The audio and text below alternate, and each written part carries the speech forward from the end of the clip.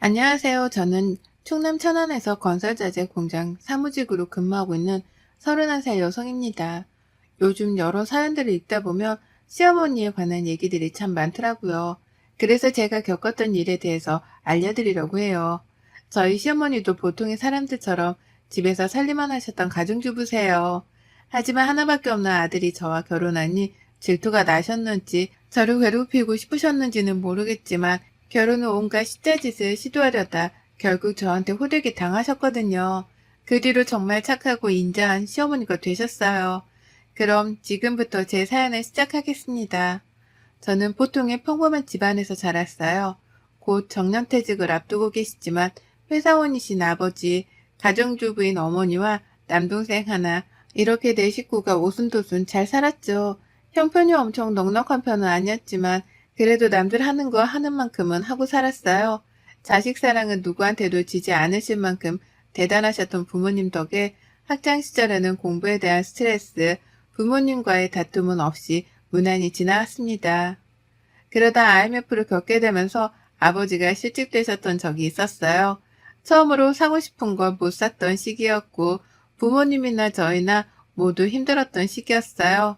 금술이 좋으셨던 부모님이 처음으로 돈 때문에 다투시기도 해서 어렸던 제 기억에는 돈이 많으면 싸우지도 않고 힘들지 않을 거라는 생각을 했어요.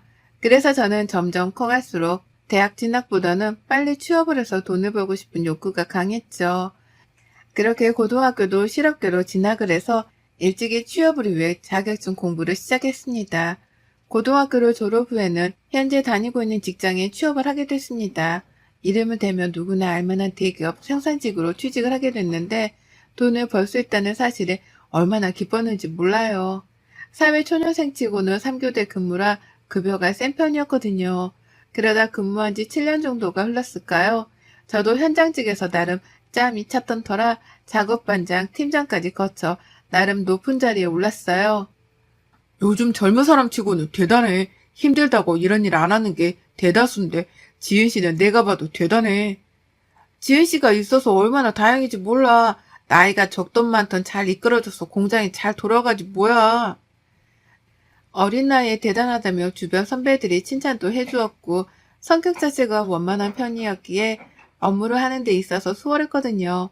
어느 날은 본사에서 현장 안전점검을 나온다길래 여느 때처럼 일을 하고 있었어요. 평소에 관리가 잘 되었던 탓에 큰 지적은 없었죠. 본사에서 내려온 직원들과 점심 식사를 하며 티타임을 가졌어요. 그중 제 또래로 보이는 젊은 남자가 말을 건네는 겁니다. 저를 계속 뚫어져라 쳐다보길래 별 신경을 쓰지 않고 있는데 유독 저한테만 말을 걸더라고요. 지은 씨는 여기서 일한 지 얼마나 됐어요? 젊어 보이는데 안 힘들어요? 저는 고등학교 졸업하자마자 바로 근무해서 올해로 7년 차예요. 힘들진 않습니다. 이모들, 삼촌들 다 가족까지 잘해주셔서 괜찮아요. 실례가 안 된다면 지은 씨 연락처를 좀 알 수 있을까요? 종종 연락하고 지내고 싶어요. 저에게 말을 건넸던 사람은 바로 지금의 제 남편이에요. 남편은 본사 운영팀에서 근무하며 현장 안전관리를 책임지는 업무를 담당하고 있었습니다. 저보다 4살이 많았고 우연히 현장 점검에서 만난 것이 인연이 되어 결혼에 꼴이냈죠. 나중에 이야기 듣기로는 저를 보고 첫눈에 반했다고 했습니다. 저를 처음 만났을 때 그때가 아니면 안 될 것 같아 번호를 물어봤다고 하더라고요. 남편은 저와 비슷한 성격이었어요. 다정하고 좀 더 세심한 부분이 있었고 저라면 꿈뻑 죽을 정도로 저를 아껴주고 사랑해 주었습니다. 그래서 결혼을 결심한 거죠. 남편과 결혼하기 전에 시댁에 인사를 드리러 갔을 때였어요. 그때부터 이미 시어머니는 저를 기선제압하고 싶으셨는지 거침없이 말을 쏟아내시더라고요. 아가씨, 나이도 어린데 모아둔 돈은 있어? 우리 아들처럼 대기업 다니는 남편 얻기 쉽지 않아. 나이 어려서 집안 살림이나 제대로 할 수 있을지 모르겠네. 어머니, 저도 성훈 씨랑 같은 회사에 다니고 있어요. 저는 현장직이랑 근무 환경은 다르지만 고등학교 졸업하고부터 취직해서 나름 연차도 쌓였답니다. 뭐? 현장직?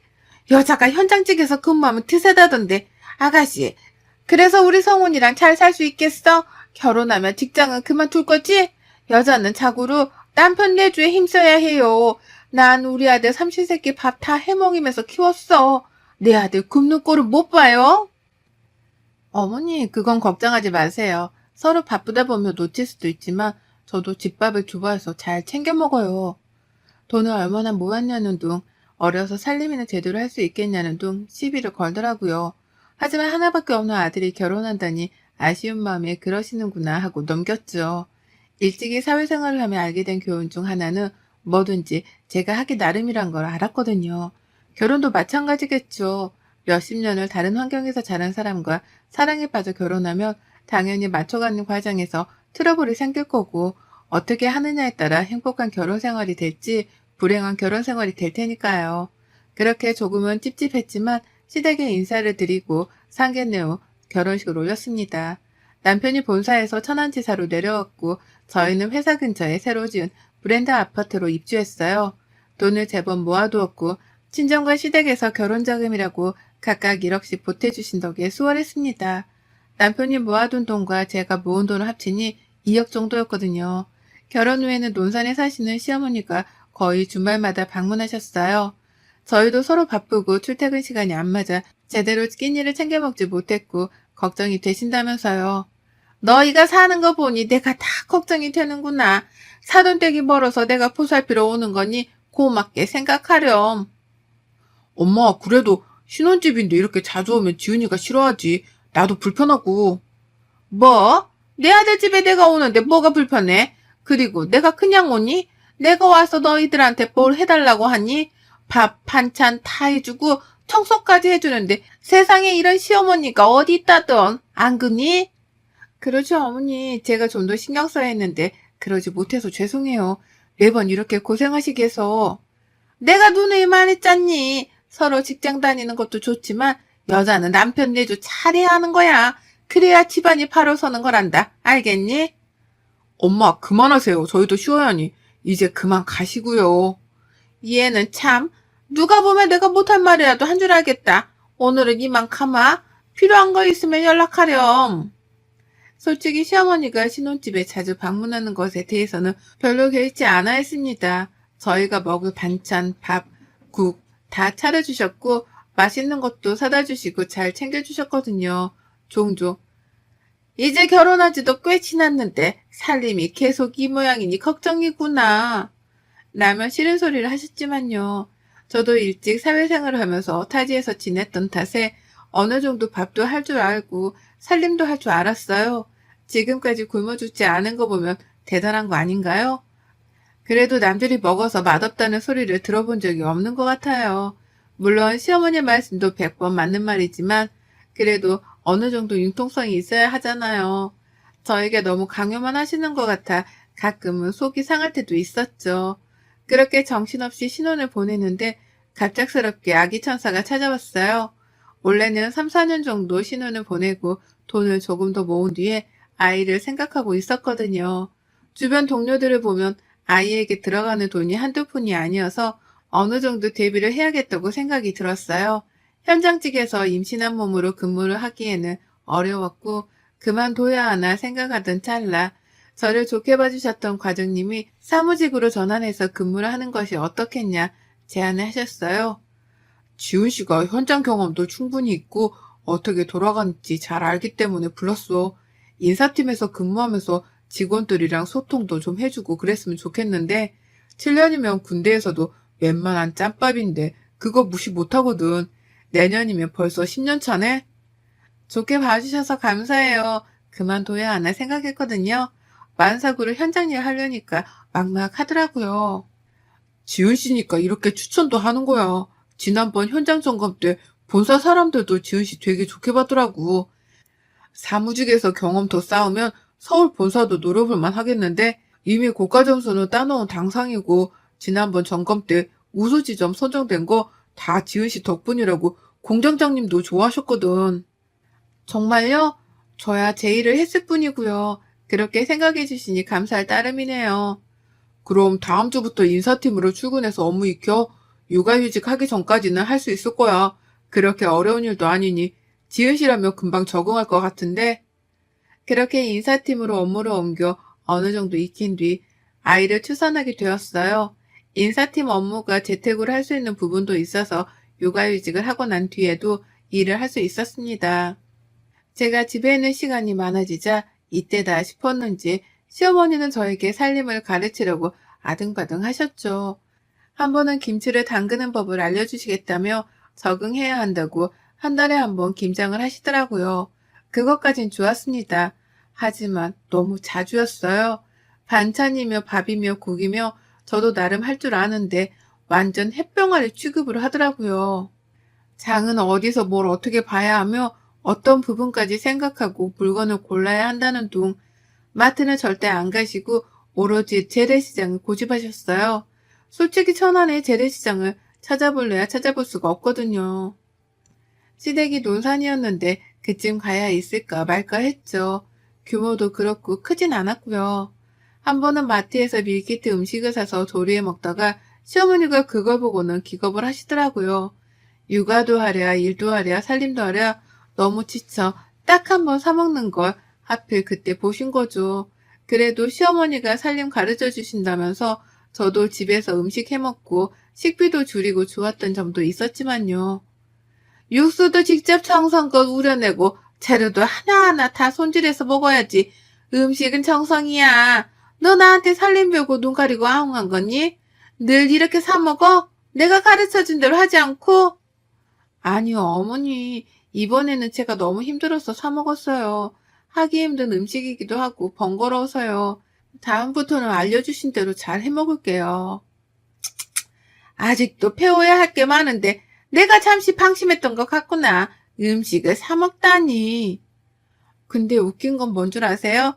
그 물키트 음식 해물 된장찌개였는데 시어머니가 제일 맛있게 드셨어요. 안에 들어있던 바지락이 실하다면서 쏙쏙 잘 골라 드시더라고요. 그리고 누가 봐도 외식은 안 하고 집에서만 음식 해 드신 줄 아는데 시어머니 외식 좋아하시거든요. 지난번에는 동네 친구분들과 감자탕도 드시러 가시고 추어탕도 드셨어요. 내로남불이 따로 없었지만 그러려니 했어요. 하지만 저도 사람인지라 계속 재촉하시고 뭔가를 하려고 하시니 육아를 해야 하는 제 입장에선 지치더라고요. 그러다 제가 폭발한 결정적인 사건이 있었어요. 시어머니 고향이 부안이신데 고향에서 어업을 하시는 친구분이 계시나 봐요. 시어머니가 바닷가 사람이라 워낙 해산물도 잘 드시고 젓갈류랑 생선류를 되게 좋아하시거든요. 보통 사람들 같으면 젓갈을 조금씩 사다 먹잖아요. 근데 시어머니는 본인 입맛에 맞게 직접 담궈 드세요. 그 정도로 좋아하시거든요. 어느 날 오징어를 100마리 사오신 거예요. 어머니, 이게 다 뭐예요? 웬 오징어가 이렇게 많아요? 많긴 많아 보여도 젓갈 담그면 막상 없다. 젓갈만 담그겠니? 국도 해먹고 튀김도 해먹고 오징어를 해먹을 수 있는 음식이 얼마나 많은데 얘는 결혼한 지 벌써 몇 년인데 그 정도 눈치도 없니? 아우, 그래도 너무 많아 보여요. 직접 사오신 거예요? 고향 친구가 먹어보라고 보내줬다. 조금 싸게 준다길래 200마리 더 시켰어. 젓갈 담궈 먹어야지. 그래서 말인데 내가 가르쳐 줄 테니 이 기회에 젓갈 담그는 법도 좀 배워. 네? 이렇게 많은 걸 저보고 하라고요? 누가 다 먹어요. 그이도 젓갈 안 먹고 저도 안 먹고. 하라면 해야지. 무슨 말이 그렇게 많니? 어머니, 그래도 300마리는 너무 많아요. 어떻게 제가 저걸 다 해요? 내가 옆에서 도와준다고 하잖니. 원래 배울 때 힘들게 배워야 기억이 남는 거야. 그리고 나만 먹니? 막상 담그면 너희도 먹고 다 같이 먹는 건데 뭐가 그리 불만이니? 솔직히 오징어 2~3마리도 많은데 200마리가 가당키나 한가요? 더군다나 손질도 안 해서 제가 처음부터 끝까지 다 해야 할 판이었어요. 제가 하기 싫은 표정으로 넋을 놓고 있자 시어머니가 저를 설득시키려고 말을 건네시더라고요. 일단 냉장고에 보관할 테니 시기 봐서 하자꾸나. 그렇게 알고 있어? 그리고 너무하다 생각하지 말렴. 정 그러면 내가 너 좋아하는 음식도 해주고 그러면 되잖니. 삐딱하게 생각하지 말고 그러려니 해. 며칠 뒤 친정 부모님에게 아이를 맡기고 시댁으로 건너가서 오징어 젓갈을 담갔습니다. 아침부터 밤 늦게까지 오징어 손질에 염장에 정말 손이 많이 가더라고요. 시어머니는 가르쳐준다는 명목하에 입만 바쁘셨어요. 정말 손 하나 까딱 안 하더라고요. 그래서 처음부터 끝까지 제가 다 했습니다. 밤늦게 집으로 돌아와서야 겨우 몸을 니울 수 있었어요. 정말 힘들었거든요. 몇십 마리도 아니고 몇백 마리를 손질하고 오징어라며 치가 떨리더군요. 잠에 들기 전 시어머니의 말을 곰곰이 생각했어요. 저는 이대로 가만히 있다가는 오징어 젓갈이 아니라 가게를 차릴 수도 있을 것 같아 결심했어요. 눈에는 눈, 이에는 이. 시어머니가 하셨던 말씀 그대로 해드리기 위함이었죠. 제가 유일하게 환장하고 먹는 해산물이 꽃게거든요. 쪄먹던, 게장을 담궈 먹던 꽃게는 일주일 내내 밥 대신 먹으라며 먹을 수 있을 정도로 좋아합니다. 그래서 마침 꽃게철이 되기도 했고 꾀를 부리기 시작했죠. 어머님, 요즘 꽃게가 그렇게 제철이라던데요. 저 꽃게장이 너무 먹고 싶어요. 음식 솜씨가 좋으시니까 혹시 해줄 수 있으신가요? 저번에 저 좋아하는 거 해주신다고 하셨잖아요. 그렇지? 꽃게? 게장이 먹고 싶은 거냐? 얼마나 해주면 돼? 저는 양념 간장 다 좋아해요. 간장이 먹고 싶어요. 해주실 수 있으세요? 그럼 뭐 얼마나 된다고 몇 마리나 해주련? 너 혼자 먹으니까 넉넉히 10마리 정도면 되니? 아니요. 저 하루에 몇 마리씩은 먹어요. 어머니 친구분이 수산물 매장 운영하신다면서요. 꽃게철이고 하니 한 150마리 정도만 해주세요. 그 정도는 한 달이면 다 먹어요. 뭐? 150마리? 15마리가 아니고 지금 너 나한테 복수하는 거니? 네, 복수라뇨. 제가 먹고 싶은 거 해주신다길래 어머니 음식 솜씨는 온 식구가 보장하니까 믿고 맡기는 거죠. 제가 꽃게를 워낙 좋아해서요. 원래 사 먹었었는데 어머니 음식 맛에 길들여져서 못 사 먹겠어요. 너 이 150마리가 적은 줄 아니? 너 지금 나랑 장난하니? 시어머니는 150마리라고 하니까 기겁을 하시더라고요. 솔직히 꽃게 손질하려면 만만치 않거든요. 마트에서 냉동 꽃게로 담궈 먹으면 그만이에요. 근데 저도 참을 만큼 참았거든요. 어머니, 그래도 양심은 있어서 꽃게는 제가 주문했어요. 어머님 친구분이 서비스라고 30마리 정도 더 챙겨서 보내주신다고 했어요. 부탁드릴게요. 예, 너 지금 그걸 나 혼자 다 하라는 거냐? 너 정말 정신이 어떻게 된 게야? 애기 데리고 가서 도와드릴 수는 있지만 어떻게 그래요? 어머니 손맛에 제가 괜히 망칠까봐 그러죠. 그럼 해주시는 줄 알고 있을게요. 감사합니다. 일주일 뒤 어머니는 꼭두 새벽부터 밤 11시까지 간장게장을 담그셨어요.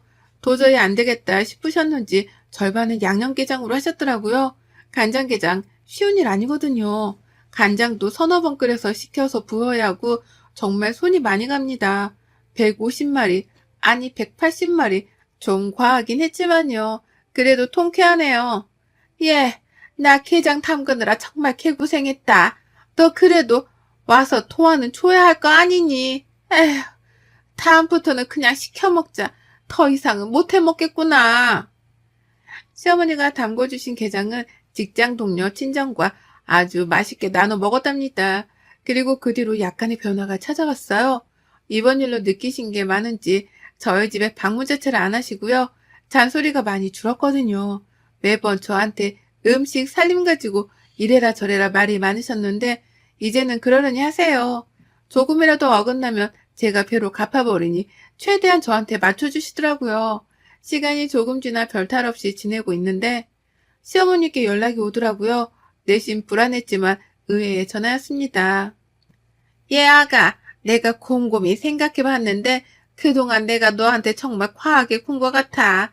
내가 살림만 하다 보니 내 나름대로의 고집이 생겨서 그랬던 것 같구나. 마음 썼던 일이 있다면 너그럽게 이해해주길 바란다. 이해미가 걱정되는 마음이 조금 앞선 모양이야. 그래도 한 번도 너를 탓한 적은 없었어. 그동안 정말 많이 미안했다. 어머니는 저에게 사과를 하셨어요. 그동안 자신이 못되게 굴어서 미안하다면서요. 이걸 바란 건 아니지만 묵스럽시고 시어머니께 했던 제 행동이 조금은 후회가 되더라고요. 그래도 그 사건을 계기로 시어머니와 더 가까워질 수 있어서 좋네요. 얼마 전에는 어머니가 태어나서 처음으로 밀키트 음식을 직접 구매해 보셨다고 하더라고요. 물가가 많이 올랐던 탓에 재료를 하나하나 사다 보면 늘 초과인데 밀키트도 나쁘지 않은 것 같다면서요. 요즘에는요, 시아버지도 이제는 조금 편해졌다면서 저한테 고마워하세요. 김장도 절임 배추 사서 하시고요. 세상 많이 좋아졌다면서 감탄하신답니다. 물론 저도 아이도 있고 하니 많이 누그러진 상태이고 지금은 무엇보다 시어머니와 사이가 좋습니다. 본의 아니게 시어머니를 잡은 며느리가 됐지만 그래도 그 사건 때문에 더 가까워질 수 있어서 좋아요. 친정 엄마한테도 이런 일이 있었다고 이야기를 했더니 저를 많이 나무라셨어요. 그래도 시어머니인데 너무했다고요. 그래도 제가 복직 한다고 하니 저희 아이도 봐주신다고 나서주시고 얼마나 감사한지 모릅니다. 시어머니와 티격태격 하긴 했지만 앞으로 더 잘 지낼 수 있겠죠? 제 사연은 여기까지입니다. 혹시나 시어머니가 상당히 까다롭고 어렵다고 느껴진다고 해서 무조건 내내 하지 않으셨으면 해요. 며느리도 사람이고 우리 부모님의 자식이니까요. 너무 당하고만 살지는 말라는 말씀입니다. 여러분의 생각은 댓글로 남겨주세요. 오늘도 시청해주셔서 정말 감사합니다.